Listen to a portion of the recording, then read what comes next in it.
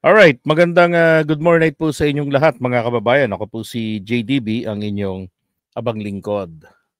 Alright, so ito ngayon ang pag-usapan natin. Pinagkakalat nila na ibinasura na daw po yung reklamo laban kay Duterte diyan sa ICC kasi nga po ay wala raw pong wala raw hong evidence, no, walang evidence. Ito yun, no, yung mga sinisend sa akin ng ilang mga kababayan natin. Ilan lang ito. Yan, post ni Rene M. Tito.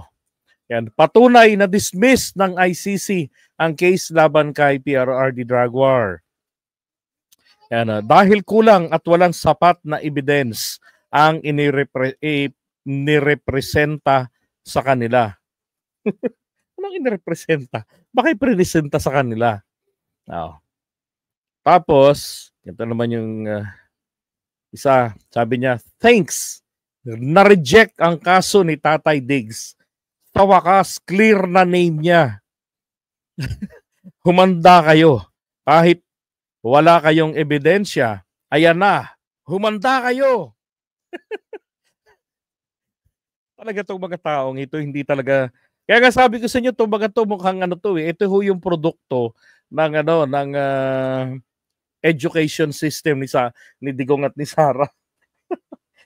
Diba? Mga kamote ho talaga eh. Oh.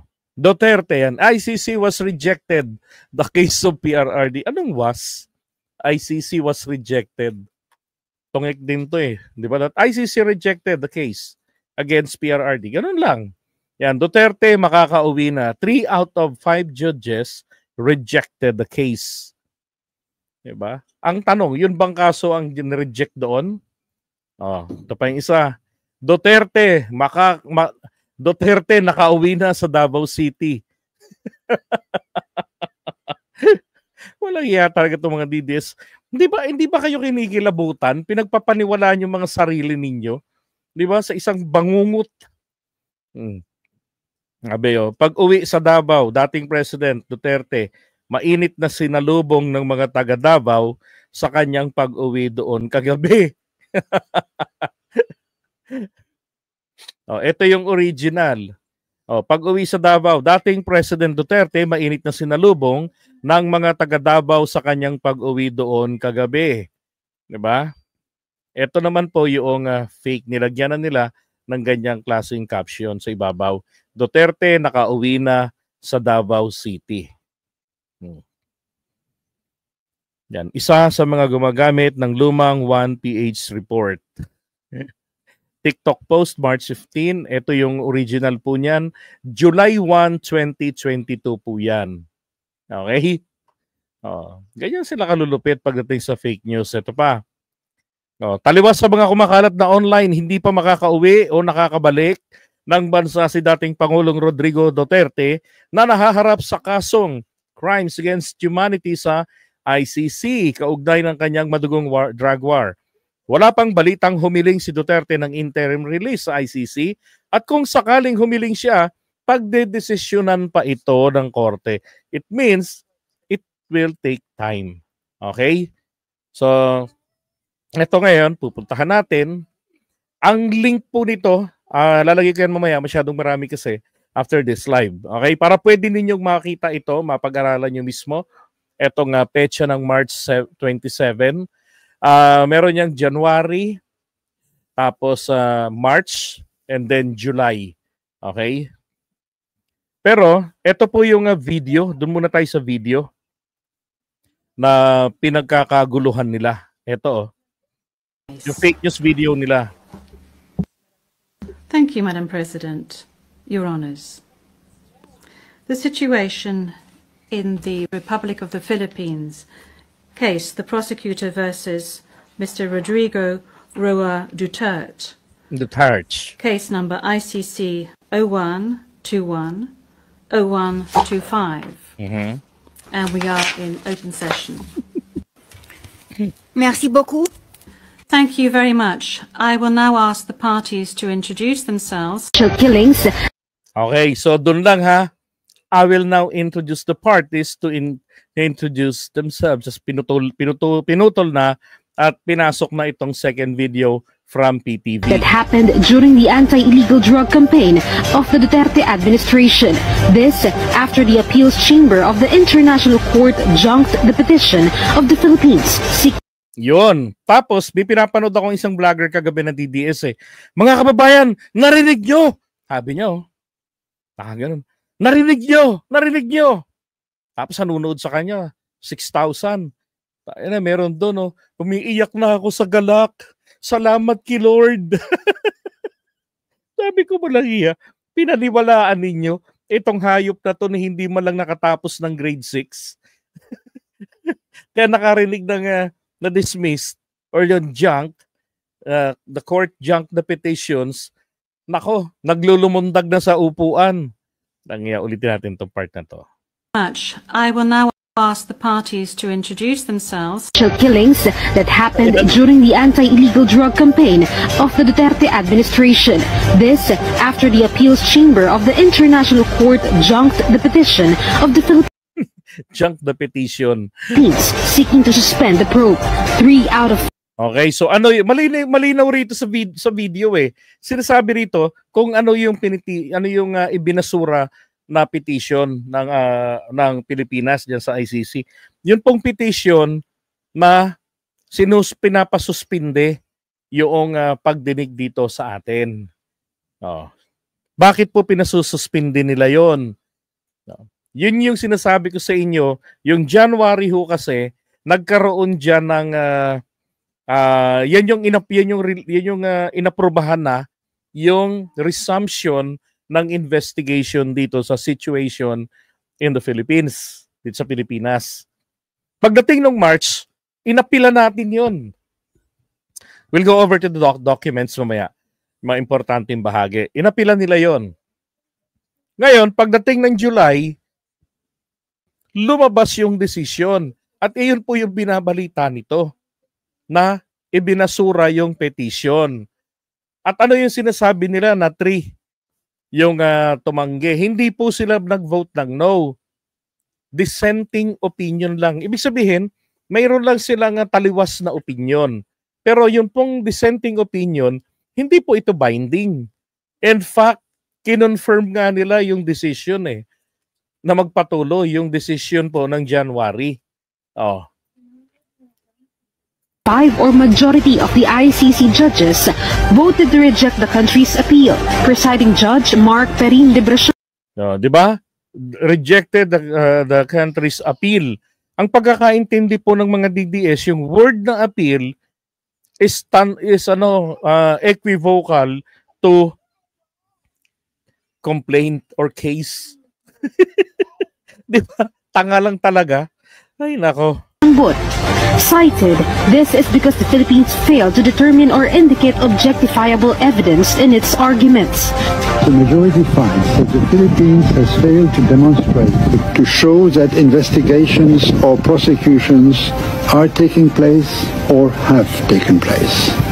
Therefore, the majority rejects the second round of appeal. The majority finds that the pre-trial chamber did not err in law.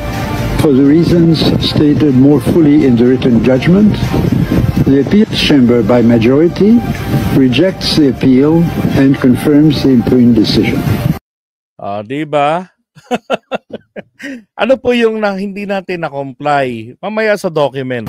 On the other hand, the ICC minority considered the argument that the International Tribunal has no jurisdiction over the Philippines, citing the country's withdrawal from the Rome Statute since 2019. Okay.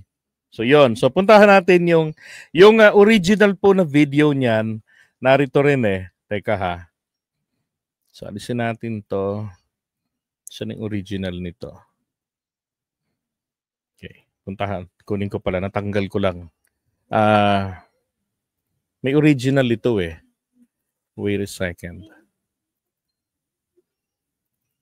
Ito. Sinasabi nilang no evidence. International Criminal Court or ICC Appeals Chamber rejected the Philippines' appeal not to continue the investigation over the war on drugs of the previous administration. 2 judges want to terminate the investigation but 3 ruled to allow the ICC prosecutor to resume the probe. I would like to state that it is rejected by the appeal chamber by majority and that the impugned decision is therefore confirmed. But the ICC appeals Diba? Teka, sabi ni J.R. Ramos, may video nga silang pinapaikot na lalaking lawyer na sinasabi na Duterte yung regarding sa presumption of innocent until proven guilty. Tama, kailangan kasi yan sa mga criminal cases. Lahat naman presumed innocent until proven guilty. That is right. Diba? Presumed innocent hanggat hindi napapatunayan. Tama kayo doon. Kaya lang, alam mo yung makakita lang sila ng mga wordings na para sa kanila positive sa paningin nila. Ila-livestream nila yon, ita-thumbnail nila. Ito namang mga kababayan natin na may matataas na pinag-aralan, di ba? Basta ang katuwiran na lang, hindi, basta ako. Maniwala ako sa mga DDS, kasi mga vlogger, kasi Bisaya, kami pare-pareho. Ako, bahala na. Ako, taga Mindanao ako. Mindanao, Muslim kami. Kaya maniwala ako sa mga yan. Fake news. Kahit nagre-research yung mga BBM vloggers, hindi ako maniwala. Fake news sila, fake news. Kasi bangag. So, dito ako sa mga DDS. Hindi nakapag-aral lang maigi, nag-check-up sa buhay, naging vlogger. O, pakulay tayo. Bigay tayo pakulay para makasurvive. Kasi si vlogger, dumadaing walang pambayad ng elaw. Si vlogger nakatira sa labas ng Robinson's Galleria. Langya kayo. Pagpapaniwalaan ninyo yung mga, Diyos ko po, mas matalino pa kayo sa mga yun eh. Diba? Kayong mga viewers o OFWs na naniniwala sa kanila, mas matalino pa kayo at mas may napatunayan, pero pinagpapaniwala kayo, naniniwala naman kayo. Diba? Sabi ni Karen, no? Sir, Bisaya ako, di ako DDS. Alam ko, nanay ko Bisaya rin eh. Ako Bisaya rin, Bisakol ako eh. Oh, di ba? Kaya kalungkot lang, yung tataas ng pinag-aralan, nagiging bobo sila. Kasi ang pagiging DDS, nakakatanim na po ang sumpa na ikaw ay mabobobo. Di ba? Oh, sabi ni Jovi, Sir, I'm from Davao Toril, pure Bisaya, but my stand is for BBM. Di ba? So hindi naman po talaga lahat ng mga Bisaya ganon. Pero pag yung iba mo nakakausap ko, bangag ka. Tapos yung nagchat-chat sa akin, nakalubog yung mata, nangingitim. Langya na yan, oh. Mga utu-utu nga eh.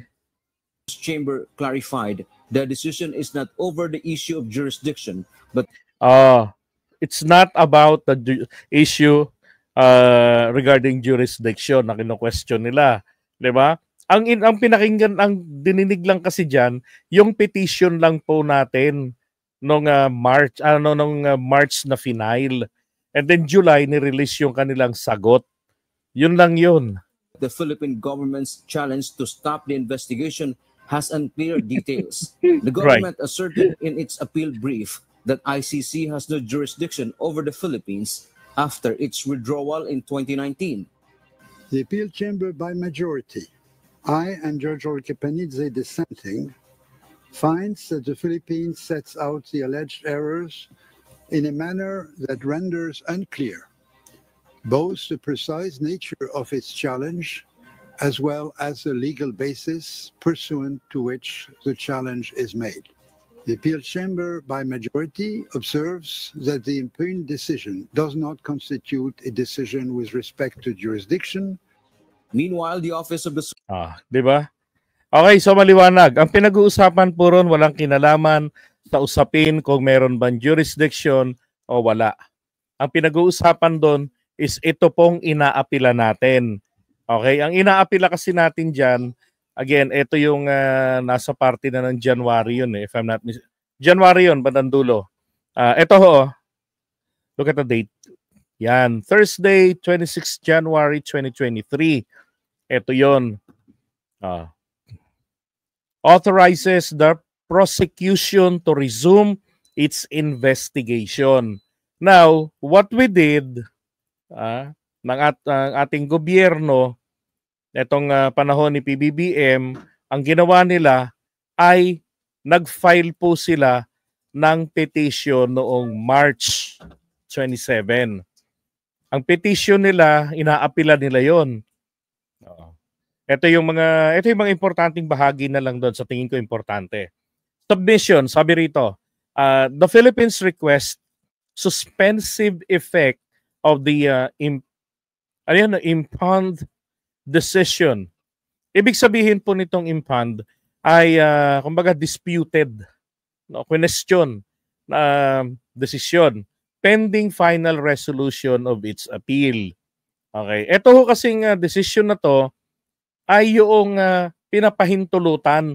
Hindi ba si Amir Khan, yung prosecutor na pinuri ng abogado ni Duterte, na sinabi niya itong si Amir Khan, it is impossible to bribe Amir Khan. And then afterwards, inimbestigahan niya na yung mga atrocities ng Israel sa Gaza. Yun po si Amir Khan. Si Attorney Kaufman ang nagsapuri sa kanya na hindi siya corrupt. Imposible siyang masuhulan. Okay, so ang ginawa po nito ni Khan, siya yung nag-request na ituloy na yung naunsyame na investigation dito sa Pilipinas. Bakit naman po naunsyame? Kasi yung Duterte administration nag-request din po na i-defer niyo muna yan kasi mag-i-investigate kami. Ang problema, hindi po sila na-satisfy later on doon sa investigation na ginawa. Kasi nga sabi ko nga sa inyo 6 o 7,000 yung kanilang binabanggit ng Human Rights Commission na mga EJK victims. Pero nasa 200 lang mahigit, ongoing investigation pa. Yung iba, pinagmamalaki lang nila si Kian de Los Santos na may nakulong ng mga pulis. Tapos nun, wala na. So hindi po napagbigyan. Kaya nitong ginawa ni Amir Khan, hiningi niya na niloloko lang tayo ng Pilipinas. Nire-request ko na sa inyo na ituloy na investigation and it was granted ng January. And then come March 2023, petition tayo. Panahon na ni PBBM. Ito po yung pinaghugutan ni PBBM nang sabihin niya,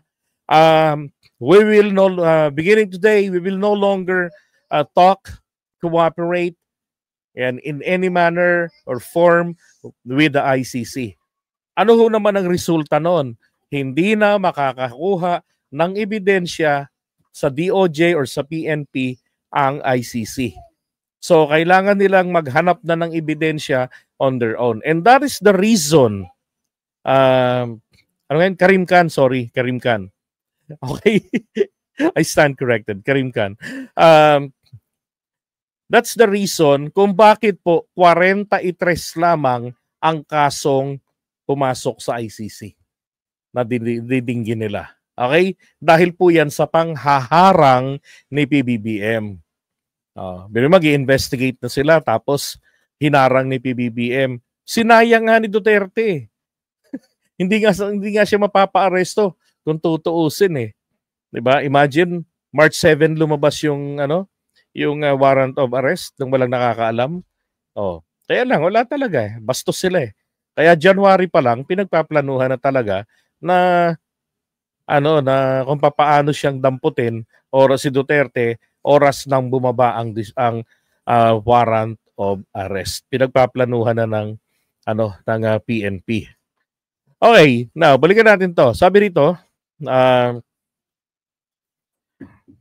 in the prosecutor's response, prosecutor requests that the appeals chamber dismiss Philippines' application for suspensive effect on the impound decision, arguing that the suspensive effect is not necessary in circumstances in this case. Yan. Prosecutor submits that the Philippines has not provided any argument to support its request. Okay? Nor has it demonstrated that the implementation of the impound decision would create an irreversible situation or that would be difficult to correct. Yun. Parang sinasabi ng gobyerno natin na kapag itinuloy ninyo yan,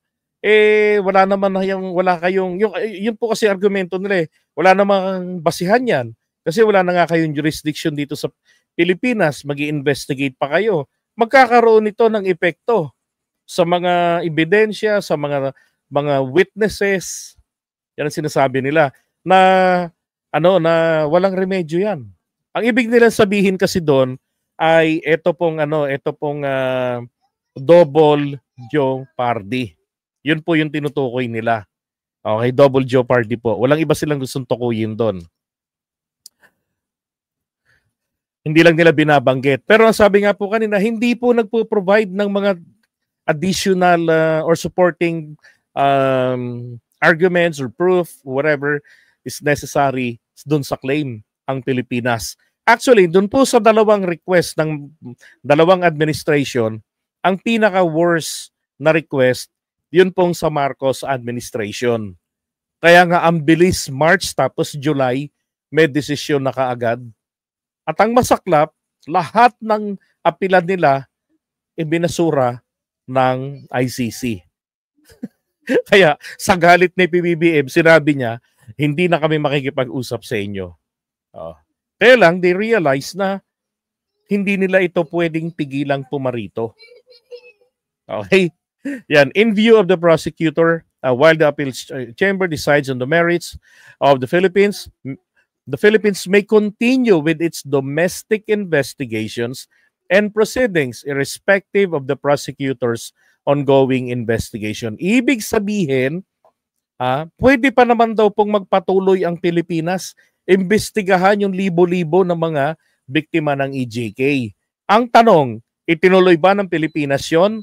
Pagbaba ng desisyon na yan, hindi na po sila, or bago pa bumaba yung desisyon, hindi na po nila tinutuloy ang malalimang investigasyon. So, for the show lang, yung ginawa ng Duterte administration at ng Marcos administration. Kaya parehong binasura yan, yung petition nila. Hindi nila mauuto. Now, should the appeals chamber ultimately reverse the impound decision, the prosecutor submits that any relevant investigation by the prosecution would be discontinued. Ganun man syempre, di ba? On this basis, the prosecutor submits that there is no irreversible situation or one that would be very difficult to correct or that could defeat the purpose of the appeal.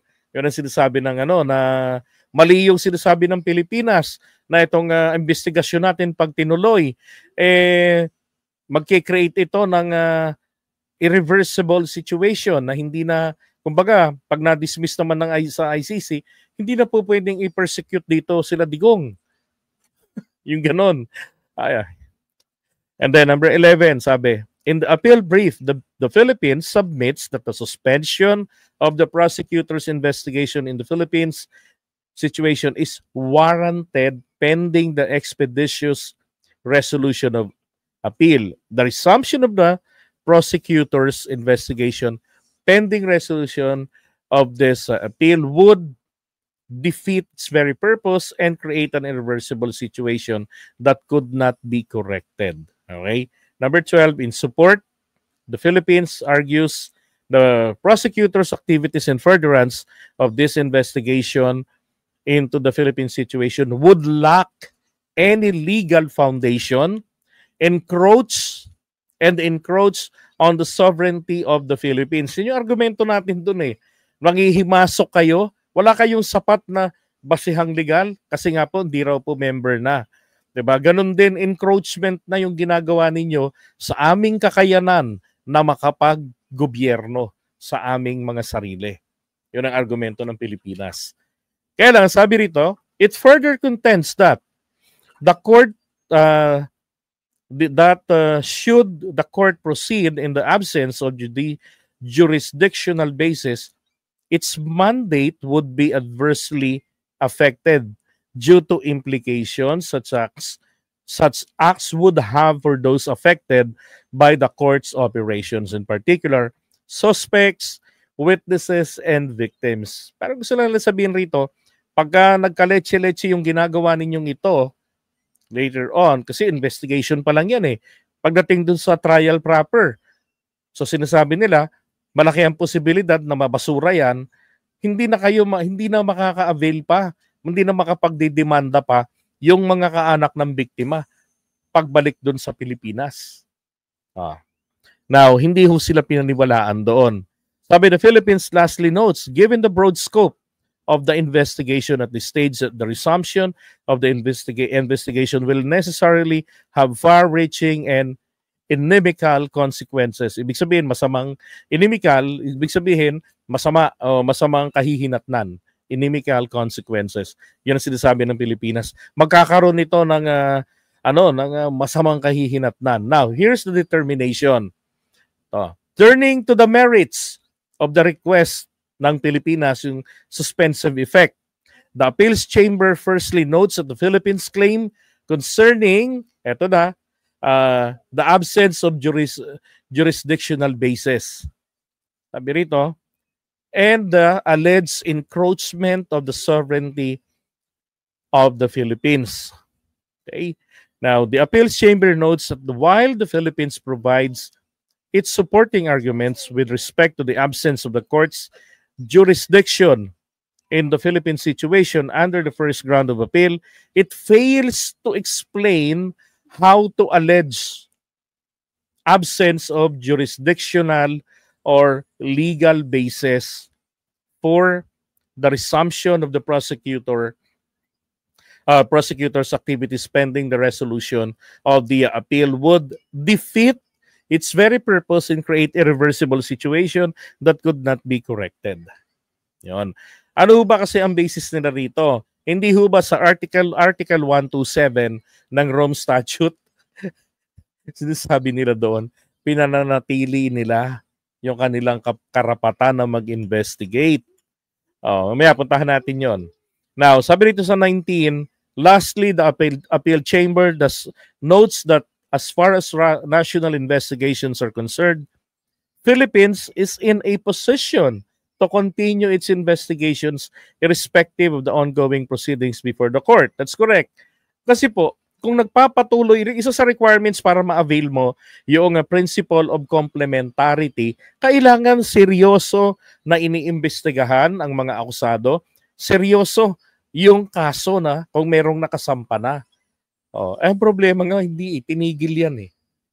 Now, sa 20, sabi rito, for the foregoing reasons, Appeals Chamber is not persuaded. Hindi daw po nakumbinse si Appeals Chamber that the implementation, anong pagpapatupad raw ng decision would cause ay maaaring magdulot ng mga consequences, sabi, that would be very difficult to correct. Yung may irreversible, could potentially defeat the purpose of the appeal. Ano yung sabihin? Pagka umapil tayo, aaprubahan na tayo, ganon. Number 21, the absence of persuasive reasons in support of ordering suspensive effect, the Appeals Chamber rejects the request. Okay. This is without prejudice to its eventual decision on the merits of the Philippines appeal against the impound decision. All right. So yan na, pinirmahan na ni Judge Mark Perrin, the Brichambault. Ewan ko bigas yan. That's the March 27, 2023. Okay. And then ito naman na po yung desisyon. Desisyon naman ito, July 18. Yan, judgment. Okay. So, puntahan na natin dito sa dulo. Teka, ito. Sabi rito, ito. The majority observes that the above paragraph does not cover all potential aspects of gravity of the Philippine situation. Rather, the pre-trial chamber finding is limited to the arguments of the Philippines actually raised or which focused on existence of a widespread or systematic attack and of state policy. The majority, ibig sabihin majority po yung 5 judges. The majority finds no error in the pre-trial chamber's approach to only address those issues of gravity that the Philippines had actually raised before it. And then the majority, therefore, rejects the argument of the Philippines that the pre-trial chamber declined to consider gravity. And then conclusion, having rejected or dismissed all arguments under ground appeal for, the majority rejects this ground of appeal in its entirety. Appropriate relief in an appeal pursuant to 82 of the statute 82(1)(a. Appeals chamber may confirm, reverse, or amend decision appealed. In the present case, the appeals chamber by majority, Judge Perrin, Brimbot, and Judge Lord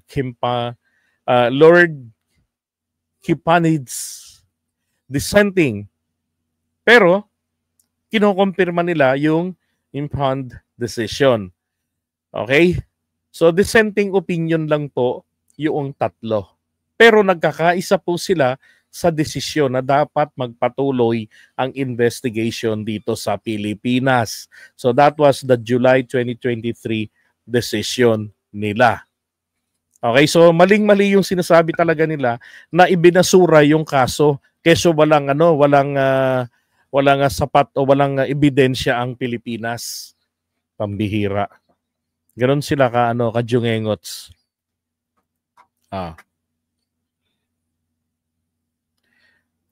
Dami pa yan eh. Paatin natin dito. This conclusion does not over any actual... Ay nako, kayo na magbasa niyan. Kita nyo yun sa link mamaya paglalagay ko. Okay? So, yun lang po yun. Yung iniiyakan nila dyan na dinismiss na raw, wala na raw pong kaso. Maliwanag na maliwanag po dyan. Fake news po talaga yung ginawa nila. Pinaglolo ko lang nila yung mga sarili nila. Kaya sabi ko sa mga nag-message, huwag po kayong maniwala sapagkat yan po ay fake news. Hindi, anong tawag doon? Yung pinutol nila na mga video clips tapos pinagdugtong nila. Ang masaklap lang kasi, kahit na yung audio, sinasabi po na baliktad sa gusto nilang mangyari, ini-interpret nila ayon sa gusto nila. Kahit na ang sinasabi, ang i-dismiss, ay yung petition natin para sa laban dun sa naunang desisyon ng January na pinapayagang magpatuloy ang investigasyon dito. Pinalilitaw nila na yung petition natin ng March, ito yung yung petition na yon na nabasura, ito yung walang ebidensya. Hindi ho. Walang pruweba na pinakita o isinabmit ang Pilipinas. Yeah, splice videos, tama. Thank you. Wala tayong sinabmit na sapat na ebidensya. Basta't nag-allege lang tayo, pero wala tayong supporting argument or supporting documents doon sa ating claim.